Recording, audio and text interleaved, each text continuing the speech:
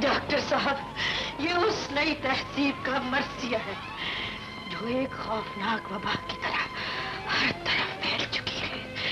ये तहजीब मेरे 2 नालायक बेटों के जरिए मेरे घर में दाखिल हुई, जो हर नए साल का त्योहार ये हमारा मजहबी त्योहार हो। एक साल जब नया साल आया